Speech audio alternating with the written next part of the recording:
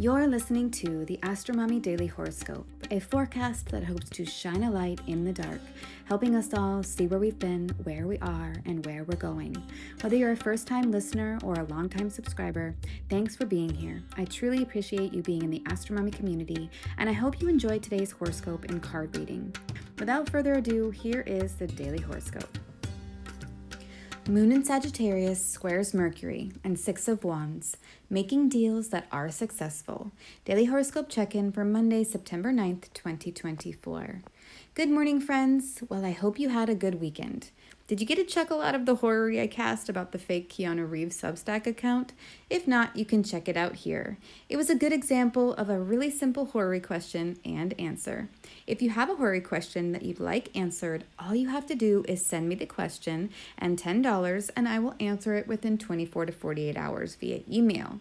The details are on my Book a Reading page. And if you've never given horror astrology a try, I invite you to ask a question at this low price and see if you like it. In the future, I plan on raising my price, but for now, it's $10 per question. I hope you are enjoying the audio of the newsletter, and if you'd like to support this feature, please upgrade your subscription or make a donation.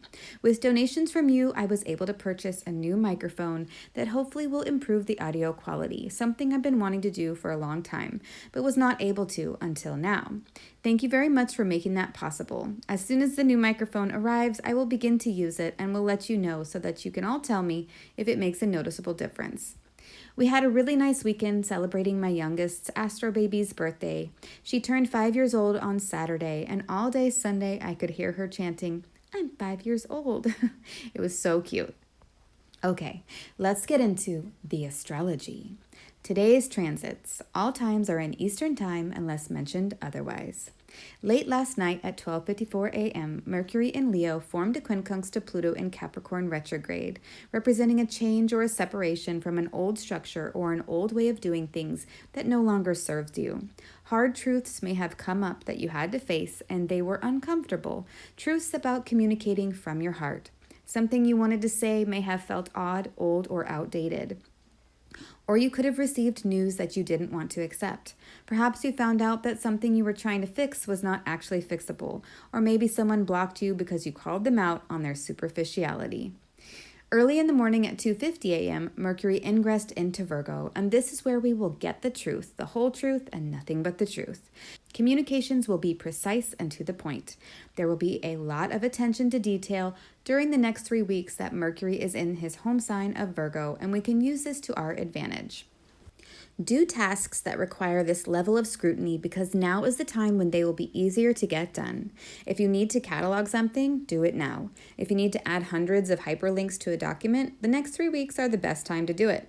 Whatever paperwork is sitting on your desk, now is the time to deal with it and file it, shred it, or toss it. If you have an organizing project that you've been wanting to tackle, now is the time, baby. Do you need to sign some important documents? Sign them now. Use this time to get organized and cross those T's and dot those I's. Mercury in Virgo is a great archetype to accomplish all those little things that we need to do to enable everything else to run smoothly. Mercury in Virgo can also be pretty critical, so do your best, but don't stress yourself out. Better done than perfect, and remember, typos happen to the best of us. You can get your mug here. At 7:58 a.m., the moon in Scorpio, she entered Scorpio over the weekend, opposed Uranus in Taurus retrograde, meaning that something unexpected may throw a wrench into your plans today that could make life really tense. Perhaps a child is acting out or sick. Maybe something breaks or is having issues. The opposition provides us with an experience where we will have to decide how to react. With the moon in Scorpio, we may be emotional, moody, suspicious, intense, focused, or picking up on hidden truths. Do your research, stay organized, and do your best to roll with life's ups and downs today, as Uranus always likes to keep us on our toes. By mid-morning at 10:30 a.m., the Scorpio moon will make a semi-square to Venus in Libra, indicating that we would love some peace and harmony, but it is hard to come by today because of the Uranian surprise. We may feel a little bit shaky and thrown off. Do your best to relax and roll with it. Tomorrow will be a slightly easier day when the moon makes her sextile to Venus. At 11:07 a.m., the moon in Scorpio perfects a trine to Neptune in Pisces retrograde, and this could feel like a soothing, warm soak in a hot tub. Perhaps you've been feeling stressed as of late and you really could use some rest and relaxation. Well, this transit provides just that. Submerge yourself in the calming waters of Neptune's connection to art, music, beauty, dreams, and spirituality, and allow yourself some much-needed downtime. In the afternoon, at 1:11 p.m., the Scorpio moon will form a sextile to Pluto in Capricorn retrograde, which means that today there are opportunities to explore your deep feelings associated with survival and your resources by using a focused and penetrative approach. You want to get to the bottom of what you are feeling and explore it deeply, but you are open to healing, growth, and learning. At 1:25 p.m., the moon leaves the intense, emotional, and obsessive sign of Scorpio and enters the optimistic, hopeful, and truth-seeking sign of Sagittarius. I always love it when the moon is in Sagittarius because everything feels a bit lighter and brighter. We are able to gain a broader perspective and see into the future with the moon in Sagittarius. We may feel more inspired, adventurous, and explorative. We may aim our arrows of intention to shores further away because we believe we can get there.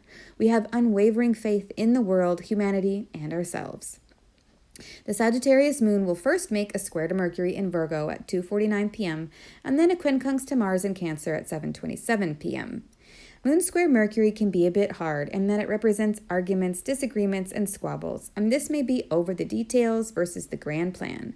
The moon in Sagittarius wants to explore the story, showcasing the plot, the characters, and the adventures they will go on, and Mercury in Virgo is focused on the grammar, the punctuation, and the order of scenes that develop the main characters. All are important, so if these two energies can figure out a way to work together, then a lot can get accomplished. The square is said to be the energy of Mars, and as such represents taking actions, things moving along, and manifesting.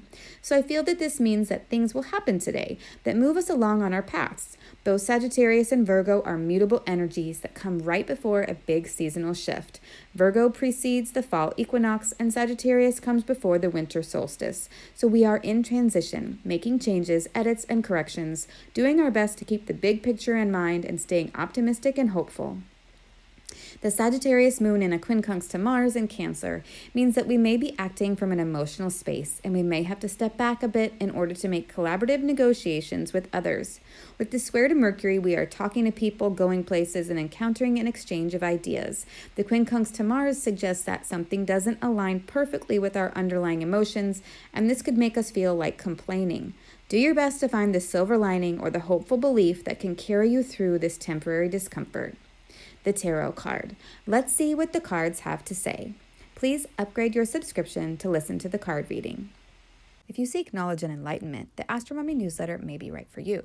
Side effects of reading or listening to the Astromummy newsletter are common and include joy, jubilation, delight, happiness, gratitude, love, triumph, feeling in tune with the universe, experiencing deep insights, reflections, and contemplations, a lightened soul, a lighter step, feeling awake when others are asleep, illuminated, enlightened, having spiritual experiences, noticing repeating numbers, animals in nature, or songs on the radio that speak to you, getting vibes, clairvoyance, clairaudience, and clairsmelliance, feeling like you know secret language, biophilia, crying tears of joy, emotional literacy, feeling lively, stable, exalted, having an auric glow, or feeling like you woke up on the right side of the bed have all been reported.